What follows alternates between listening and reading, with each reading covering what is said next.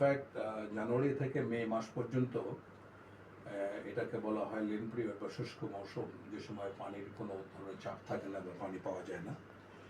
June থেকে মানে December মধ্যে এই সময়টা পানির প্রচণ্ড প্রবাহটা প্রচণ্ডভাবে বেড়ে যায়। ডালিয়া ব্যারাজের গেটগুলি, স্লুইস গেটগুলি খুলে দেওয়ার কারণ কিন্তু মানে বাংলাদেশ ইচ্ছে করে খুলে দেয় না। যখন থেকে বিপদসীমার উপর দিয়ে পানি প্রবাহিত হচ্ছে তখন এই গেটগুলি খুলে দেওয়া হয়। তো প্রসঙ্গত আজ থেকে 3 দিন আগে বা 4 দিন আগে আমরা দেখেছি যে বিপদসীমার 1 সেন্টিমিটার উপরে এবং এখন সম্ভবত 5-7 সেন্টিমিটার উপর দিয়ে প্রবাহিত হচ্ছে। সো এটা খুবই মানে নিয়তি নির্ভর একটি বিষয়। আমাদের সবসময় এই সময়টা ভোগান্তির ভিতরে যেতে হয়। আপনি জানেন যে পুরো বাংলাদেশে 20 থেকে 30% এরিয়া এটা আপনার ঝুঁকিপূর্ণ বন্যার কবলে পড়ে। কোনো কোনো সময় 55 থেকে 60% এরিয়া পানিতে ডুবিয়ে যায়। সো এটা গতানুগতিকভাবে অন্যান্য বছর যা হচ্ছে এবারও তার ব্যতিক্রম কিছু নয়। সরকারের কি ধরনের বন্যা প্রস্তুতি নেওয়া উচিত? সরকারের বন্যা পরিস্থিতি নেওয়ার সামর্থ্য এর মধ্যে নাই। সুতরাং আমাদের ফি বছর যে কাজটা করতে হয় এই বন্যা উপদ্রুত এলাকাতে ত্রাণ বিতরণ বা সামান্য কিছু সহায়তা, এছাড়া কোনো কিছুই করার নেই। তবে একটা জিনিস আমি খুবই মানে মনে করি যে একটা ভালো সমাধান হতে পারতো। যেমন আমি তো তিস্তা পাড়ের মানুষ এবং তিস্তা পাড়ের আপনার লালমনিরহাট জেলার আদিতমারী উপজেলার মহিষকচা ইউনিয়ন, এখানে আমি চাকরিতে থাকা অবস্থায় 50 কোটি টাকা ব্যয়ে 2.62 কিলোমিটার বাম তীরে একটা বাঁধ করেছিলাম। এই বাঁধটা পুরো তিস্তা নদী বরাবর একমাত্র বাঁধ এখন, এবং এটার সুফল কি, যখনই পানি এই বাঁধটা অতিক্রম লোকালয়ে ঢুকে যায়, সকালে ঢুকলে বিকালে পানিটা নেমে যায় এবং কোনো পার ভাঙে না।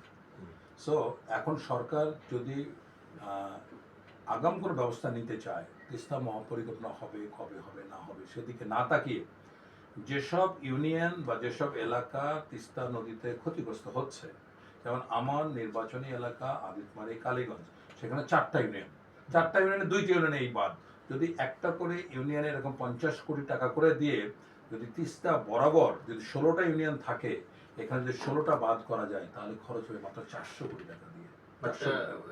বাংলাদেশ সরকার যে চায়নাকে বারবার ডেকে আনতেছে, না, চায়না ডাকবে, ভারত আসবে, ঝামেলা করবে, এগুলো সবই বাস্তবতা, এগুলোকে মেনেই তো চলতে হবে। বিকল্প কি স্যার চায়না ছাড়া? তাহলে তিস্তা ওই যে লেন পিরিয়ডে এত পানি পাবো, এই সময় এই আচরণ করতে হবে, এই সময় স্লুইস হতে, এগুলি দিয়ে যখন তিস্তা পাড়ের মানুষ তারা যখন মানে চাষাবাদ করবে তখন তো সবই তার একটা প্রশ্নই বলবে যে আমাদের সবই তো বুঝলাম, কিন্তু আমার পানি কোথায়, এর উত্তর তো নাই। সুতরাং এইসব হাইপোথেটিক্যাল কথাবার্তা তাদের কাছে এটা একটা ইউটোপিয়ান বিষয় মনে হয়। শুধু আমি চাই যখন আমার পানি দরকার আমি পানি পাবো, যখন আমার পানির দরকার নেই তখন যেন আমার ঘর বাড়ি ভেসে না যায়। এই দুইটা সিম্পল চাওয়া তো। তাহলে পদ্মা ব্যারেজের যে খরচ তার চেয়ে তিস্তা ব্যারেজের খরচ 3 ভাগের এক ভাগ। তাহলে এটা নিজে না করে চায়না দিয়ে কেন করাচ্ছে?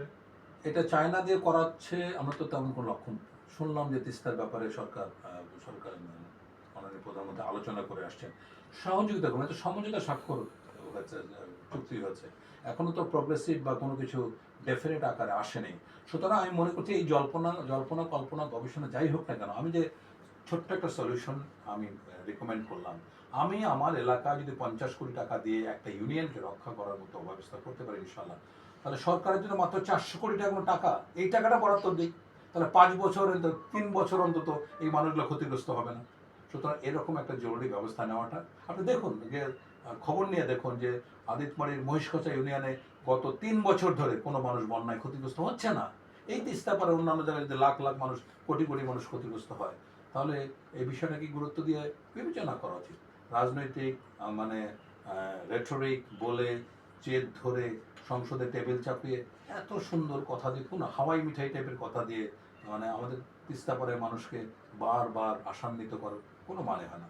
ডু সামথিং যেটার কোনো, আজকে বাজেটে ঘোষণা করা উচিত যে তিস্তা প্রজেক্টের জন্য, তিস্তা পরিকল্পনার জন্য আমাদের সেনাবাহিনী দিয়ে এই প্রজেক্ট বাস্তবায়ন করা সম্ভব।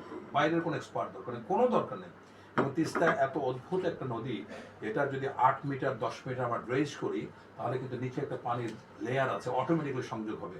ভারত যদি কোনো কারণে পানি নাও দেয়, আমাদের নিজস্ব পানিতে আমরা কিন্তু এটা আমরা বাস্তবায়ন করতে পারবো। স্যাটেলাইট সিটি হবে, 10 লক্ষ লোকের আমরা এসব আর শুনতে চাই না, এগুলো শুনতে শুনতে আমরা টায়ার্ড হয়ে গেছি। আমরা চাই সরকার ঘোষণা করুক, যেমন গতকালকে পানি সম্পদ মন্ত্রী বলেছেন পার্লামেন্টে এই বছরে শুরু হবে। আমরা এইটার বাস্তবায়ন দেখতে চাই। নো মোর, আর কোনো প্রলোভন প্রভোকেশন, কোনো রেটরিক শুনতে চাই না। ইনশাআল্লাহ আমরা স্যার। শুনতে চাই যে কাজ শুরু হলো, এই কাজ শুরু বাবদ আমরা 5 কোটি টাকা দিলাম, আজকে থেকে কাজ শুরু হলো, এরকম একটা ঘোষণা চাই সরকারের কাছে। মানে সরকারকে আমরা আন্তরিক হিসেবে দেখতে চাই। তাছাড়া যে ভোগান্তি আছে মানুষের, তা তো ভুগবেই। আমরা ততদিন পর্যন্ত ধৈর্য ধরতে রাজি আছি যতদিন পর্যন্ত এটা কাজ শুরু না হয়। কোনো ঘোষণা দিয়ে থেমে থাকলে হবে না, এটা বাস্তবায়নে পদক্ষেপ নিতে হবে। স্যার, আরেকটা প্রশ্ন আপনার কাছে করতে চাচ্ছিলাম, সেটা হচ্ছে যে ভিসা অফিস ভারতেরটা খুলে দেওয়া হয়েছে এবং প্রচুর লোকজন